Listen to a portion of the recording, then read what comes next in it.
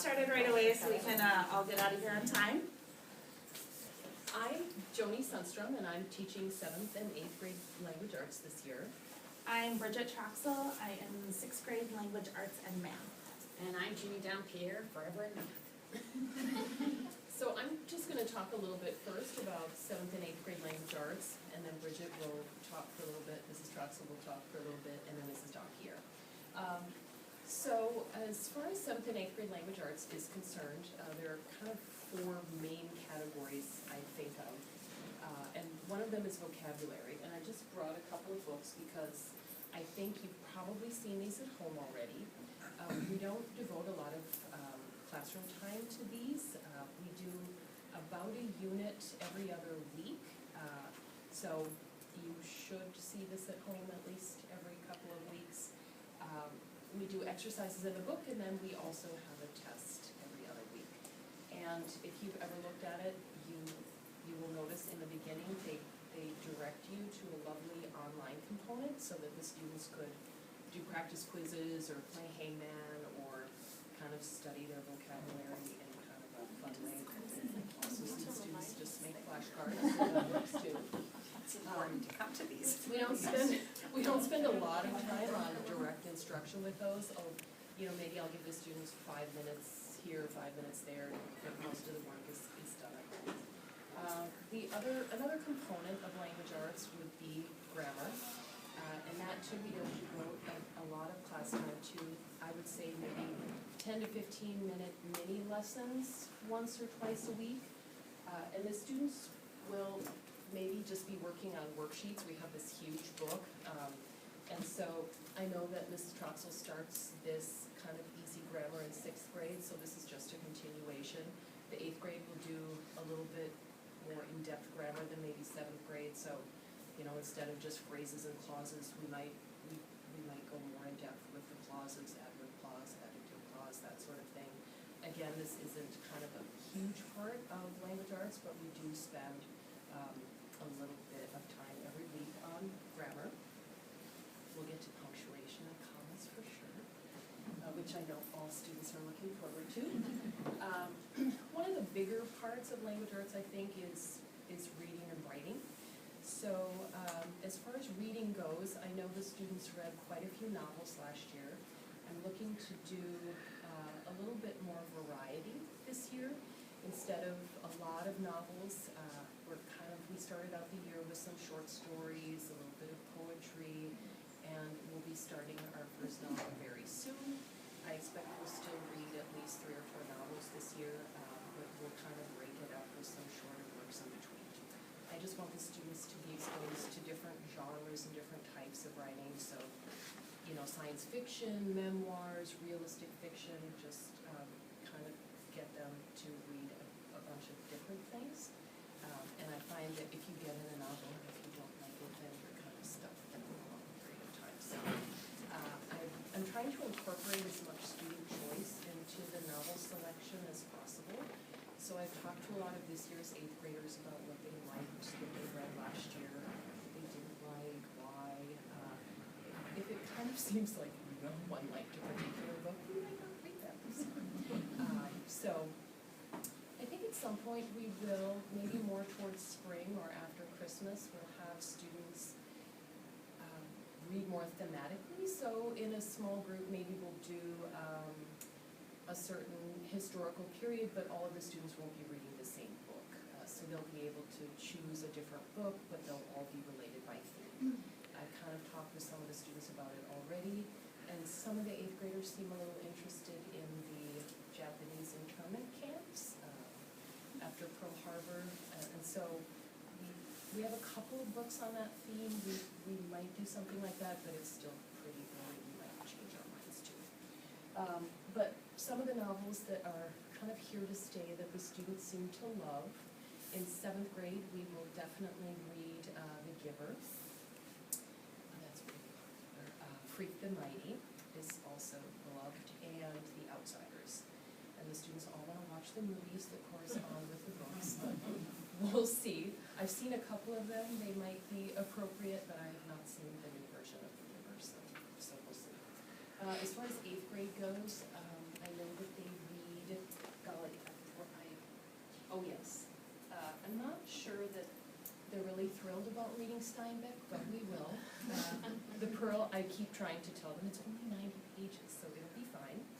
And I also know that Lord of the Flies is something that has been read in 8th grade here before. So we'll kind of see what else is on our shelves, and we've started to investigate some of the big buckets of books that we have. As far as writing goes, both 7th and 8th graders will be writing at least 3, probably more towards 5 bigger papers. Every student in 7th and 8th grade will write a persuasive or argument type paper. They will also be writing a narrative type paper and an informational type paper. Typically, the informational paper is sort of a literature type paper, so it's either a character analysis paper or thematic analysis. Argument writing is either going to be on, I think the 2 topics in 7th and 8th are either like youth in sports or video games. So we try to find some interesting topic that we want to argue. I may have them do sort of a bigger kind of research paper, nothing really huge, but maybe 4 to 6 pages or something. I don't know that I've shared that with them yet. So maybe. We'll see. I think that they can do that. So that will be another kind of big component. So I think of the bigger components being reading and writing, and because the classes are nice and small, I should be able to read everybody's rough draft and I read back and we'll do multiple drafts. I think I've covered just about everything. Are there any just quick kind of easy questions for me before I pass it off to You're gonna leave us with the hard questions? Well, yes. You only want the easy Especially Mrs. Dompierre. She's been teaching here for a while. She knows. Yeah, right. All right, I guess it's my turn. My segue, you get me a little bit longer. I'm Mrs. Troxel. I am very excited to be here. We are a full house in 6th grade. They get to see me a lot. Probably have heard stories already about me and the kids and everything else. But kind of going into what Ms. Sundstrom was talking about, I'm really kind of the segue of middle school, getting out of that elementary rhythm and rhyme of things and like, okay, do you have this? Do you have this? And it's kind of like, well, you forgot it today. Now what are you going to do? Okay, and really kind of prepping them to go up to see Ms. Sundstrom and Ms. Dompierre. So we're learning a lot of social skills and a lot of organizational skills in my classroom besides all the other components. Again, we have the Easy Grammar book where we started off with Mad Libs already, just getting them back into that rhythm, and I'm trying to find fun, exciting ways to teach grammar to them and just getting them to get out of the habit of, I don't know what I'm doing. Like today we had a long discussion about, all right, how do we capitalize a proper noun and what are proper nouns? It was amazing. So, really good stuff coming out of there.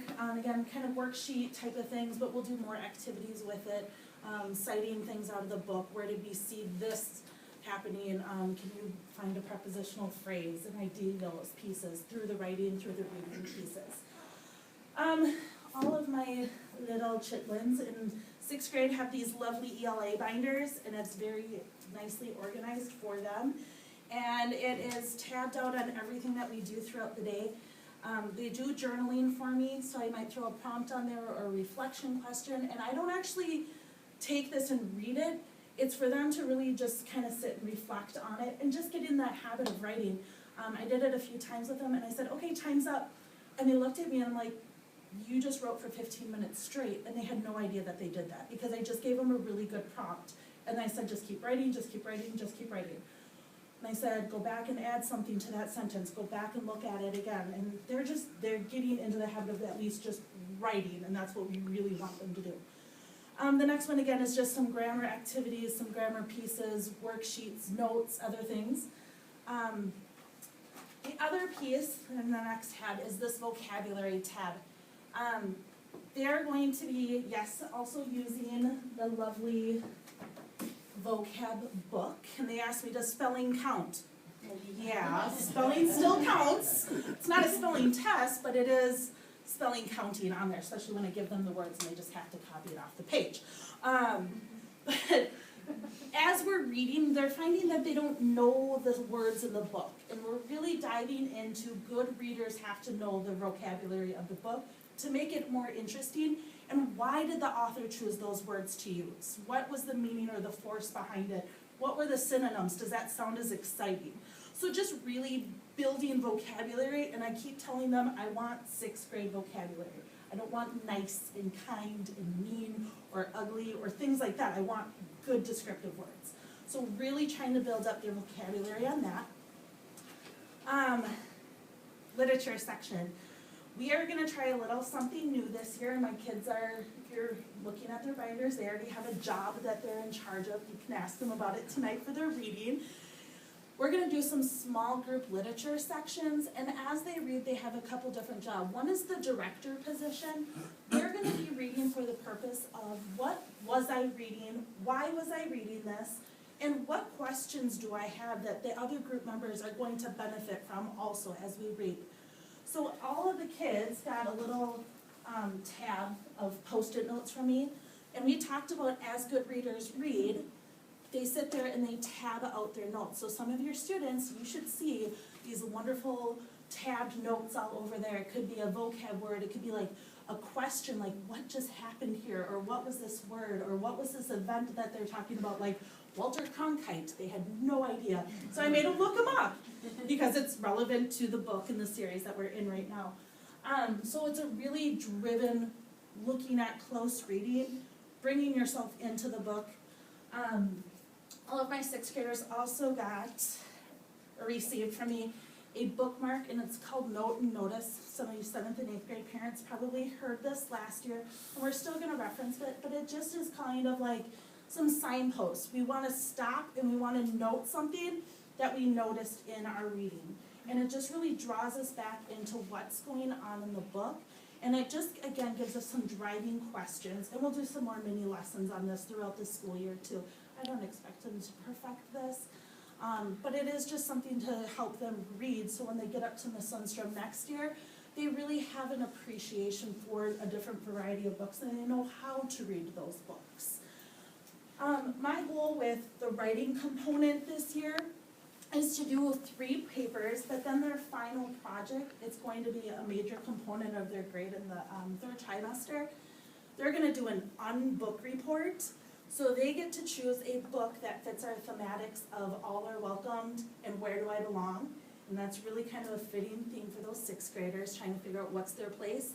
And they're going to do an unbook report where they have to choose a book of their own choice and relate it back to all of the other books using the signposts, using some of these other directed questions, looking at vocabulary, and they're going to present it in not a book format. So they can't just write a paper on it. They're going to have to present it in some other way. PowerPoint, video, whatever they want to do. They want to act it out. They want to write a screenplay on it. Whatever they want to interpret, they want to make a graphic novel out of it. That's fine with me. But really just giving them the choice of how to present another novel and give them that relationship of building close reading to those specifics. So that's kind of where we're going in 6th grade. There's a lot going on, but I think they're doing a really good job so far.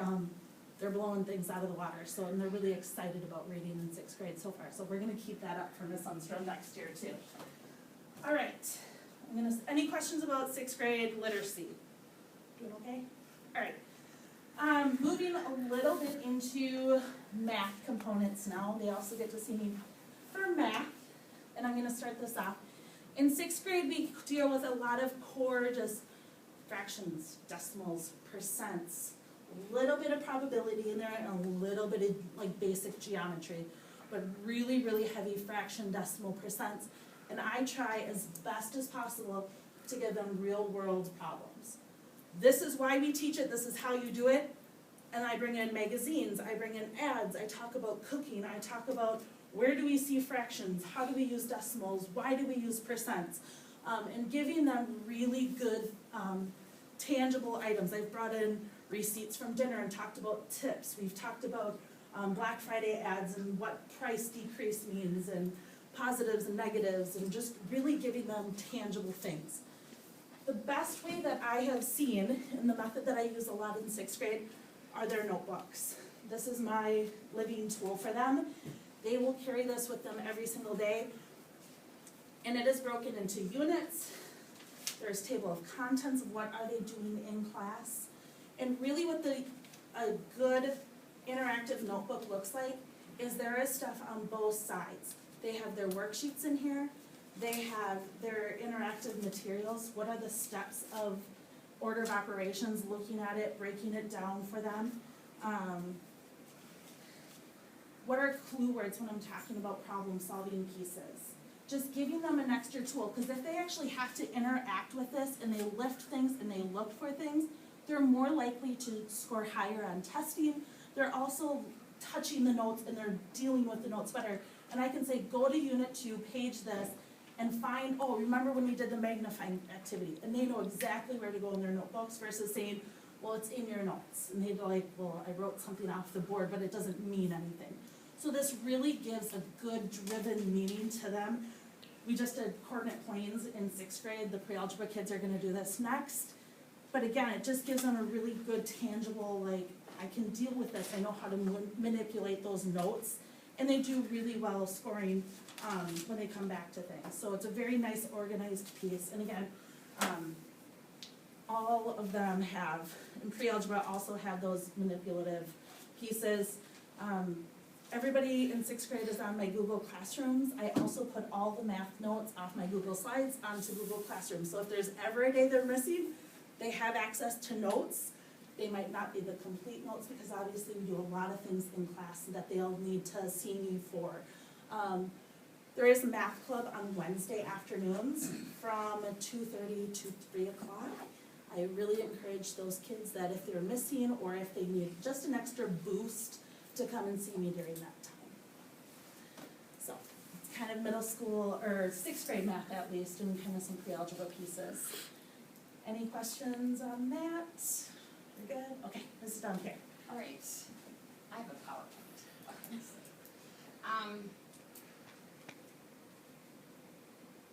The study club, I really recommend kids if they have questions to come to study club, which is Monday, and that's from 2:30 to 3:15. Anybody can come. Sometimes I'll say if you can come, that's great. I realize after school it's difficult for students to stay after. So I say if you need to come in during recess time, I'm available. So, and I have kids emailing me saying, can I come in for recess? Great. If you let me know early enough, I can be here. If you want to come at 7:30, you can come at 7:30 and we can go through some problems. The study club room rotates. Next week it's in my room. So again, they can sign up and then they can go see anyone. Math club, again, Wednesdays from 2:30 to 3, and all are welcome. If you want to say you're going, great. You can always send me an email saying you can expect so-and-so to be in your room. And our textbook is the pre-algebra, algebra, and geometry at this link. And let's see if I can get this down. Just so you know, because I told the students, they are to go through these. Now, they will have, for instance, this is this algebra book for some 7th grade and some 8th grade. When you go into this link, and they have their own username and password, they choose the chapter. So if we're in chapter 1, we were just finishing with 8th grade at 1-8. They have these wonderful personal tutors that, and I said, if you really want to learn your Spanish, you can choose Spanish. But of course, only if you are fluent in Spanish.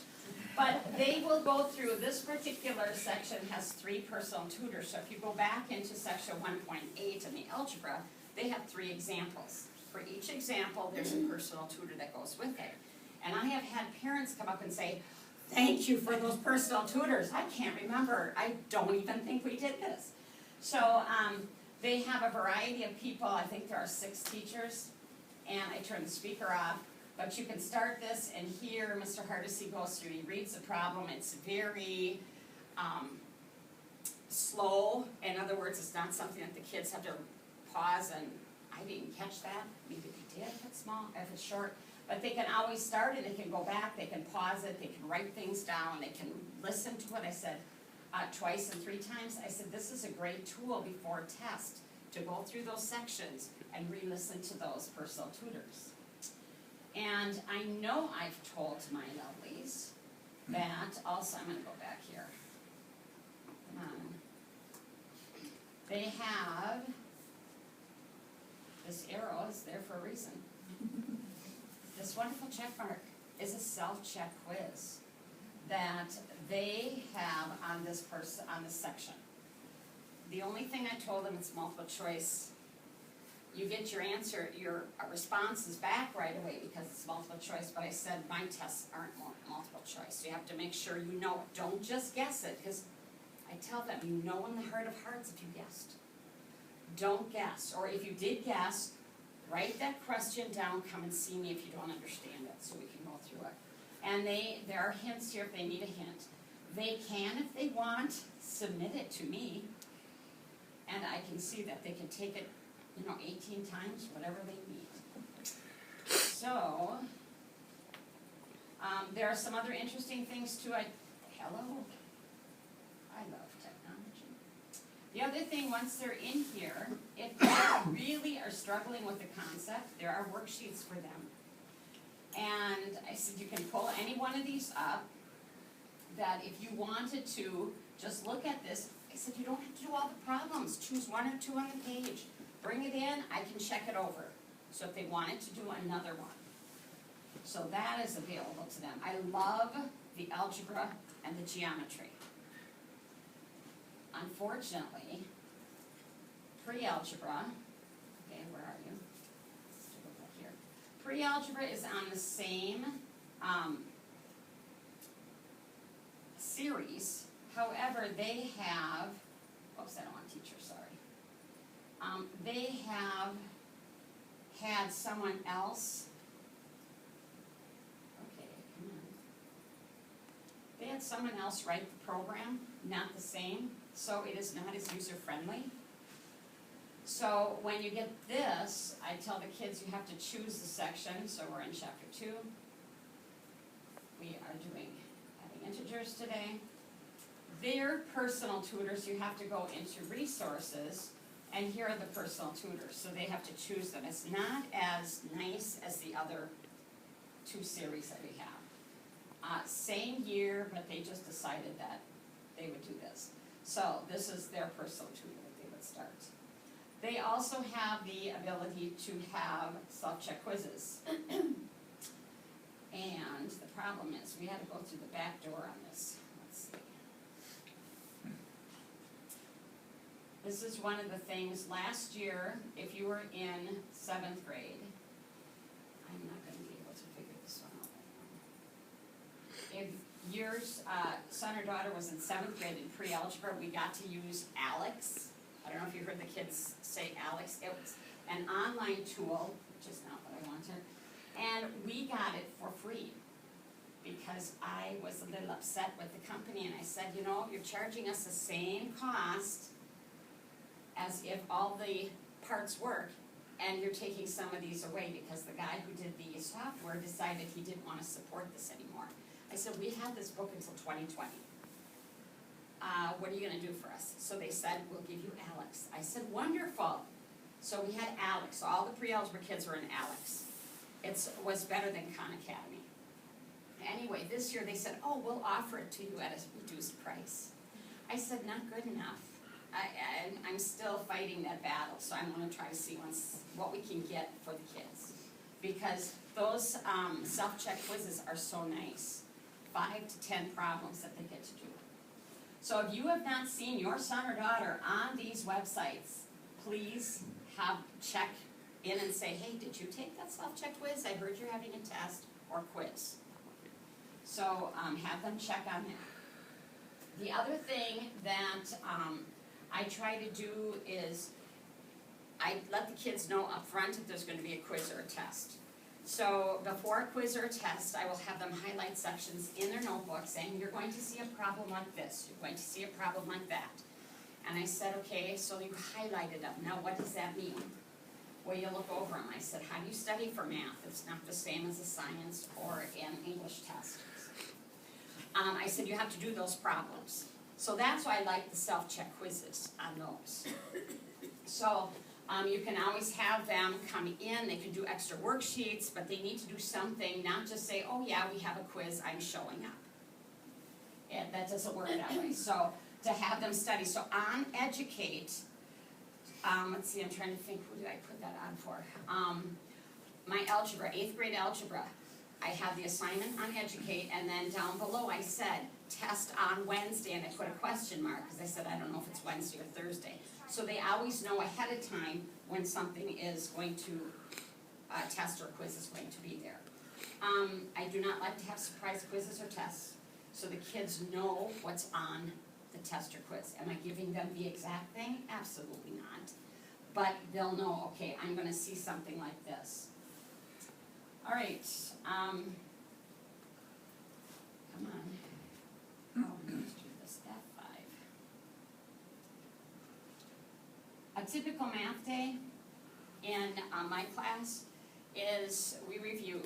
We go over anything that they have questions on in homework. All homework assignments are worth 10 points. Take that back, I just lied. All textbook things that they do in their notebook are worth 10 points. And I tell them I don't care if you get every one of them wrong, which I do, I tell them I really do. I want them to work them out and try them. If they come back and they said, I checked the answers in the back of the book, so they're going to use Bob, back of book, I give them most of the time odd problems to check the answers to make sure they get them right. If they don't get it, I said, you can try to figure out what you did. If you don't understand, I said, you would come and ask. So even if they get them all wrong, they're still gonna have 10 points as long as they showed their work. I want them to work the problems. Anything turned in for me, that's going to be different point values. If they have anything that's low scores, they can always redo it. So they need to come and see me, what can I do, how do I do this? And then depending on the subject, I will retest them or requiz them, or they can just redo and I average the 2 scores for the redo. If it's a retest or something, then the score is the new score that they got.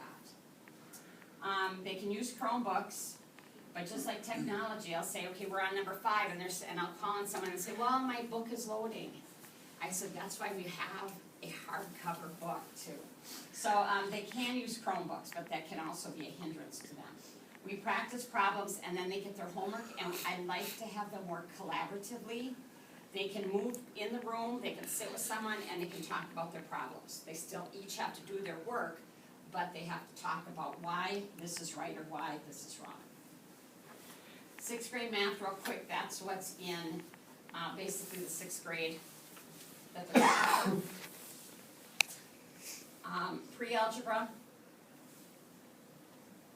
we are in integers right now, and some of your lovelies are going to hate me because they're going to have to show manipulatively how to add, subtract, multiply, and divide integers.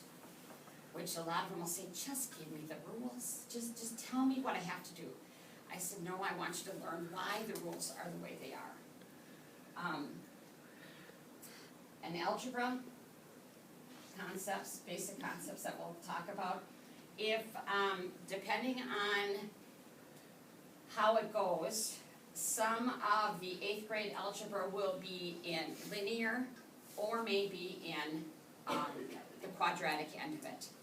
Linear would be that if you go, when you're going to high school, you would have to take, I don't know what they call it, algebra advanced, they might call it, which is basically a repeat of algebra. But they get the quadratic.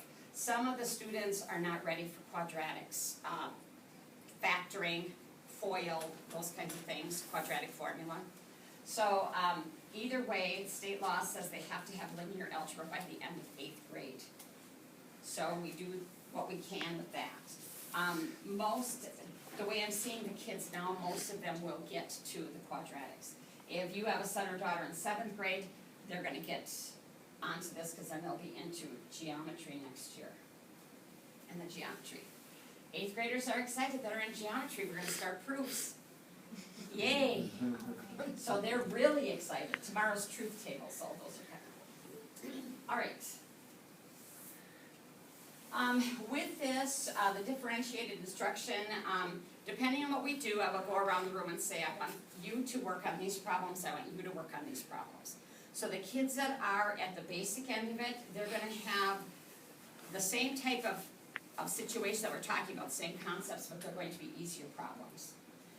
For instance, instead of having all of them fractions, there might be whole numbers and integers that you're gonna have to solve here, whereas the more advanced will do more of, or all of them will be fractional type problems. With math enrichment, and we are going to do one of these, how long do we have? You're out of time. That's what happens. Math enrichment, we have, I'm gonna try to get the minute math going, this coming week, and we have small groups that we can work on. Khan Academy, haven't yet got them into it, but we talked about, I'm sorry, we've gotta do these. If you need The to go, 7th go ahead. graders, some of them cursed this. Oh, we have some here. So I do have pencils.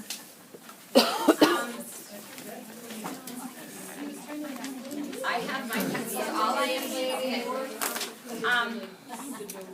no, I mean, we have Sudokus too, those are coming. Anyway, these are called Ken-Kens. You'll notice that they have little boxes, and there will be a number and an operation sign in there.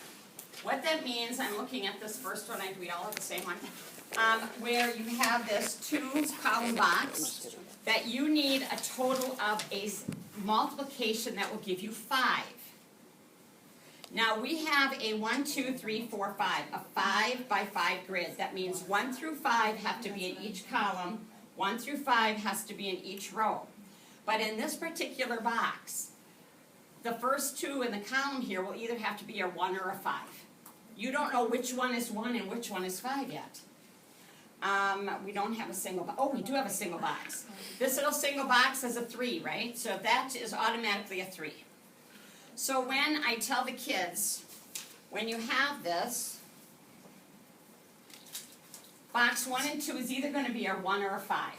That means these 3 have to be the 2, the 3, the 4 that go in here. So you're looking at something that's going to give you a 1 and you're subtracting. So you have 5 digits. So it could be 5 and 4, 4 and 3, 3 and 2, 2 and 1. But you know it can't be a 1 and a 5. So 5 and 4 are out. So 4 can't be here because the only way to get, 5 can't be there and 1 can't be there because 1 is going to be in here. So it has to be a 3 or a 4 or a 3 or a 2. Can't be a 3. Right? Because there's no other ones that'll give you 1. So then what does the bottom one have to be? 4. So if this has to be a 4 and a 3, and a 4 and a 3, the bottom one has to be a 2. So then 2 plus what will give you 6? 4. I know, and the kids, what they want to do is they're just putting any number in. I said, you cannot guess with these. You have to work through the whole thing, and then through deductive reasoning, you're going to get those. So, some of my lovelies, let's see, I did it with room 5, with room, can't remember, trying to think. I did it with either room 3 or 4, because the other 2 rooms I haven't seen yet. But those are that. Those are that. Another one that I have that the kiddos are going to get are these puzzle Sudokus. All this makes your gray matter itch. They just love me for these.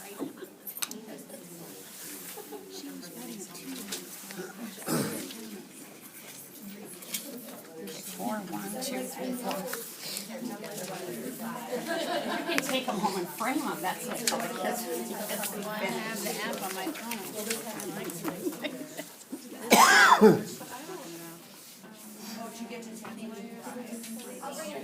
Oh, no. All I can say is this is way too painful at the end of the day. I did not follow this at all. And then the lines are just, yeah, it's not your squares. Just writing. Probably Can't get it myself for sure. We did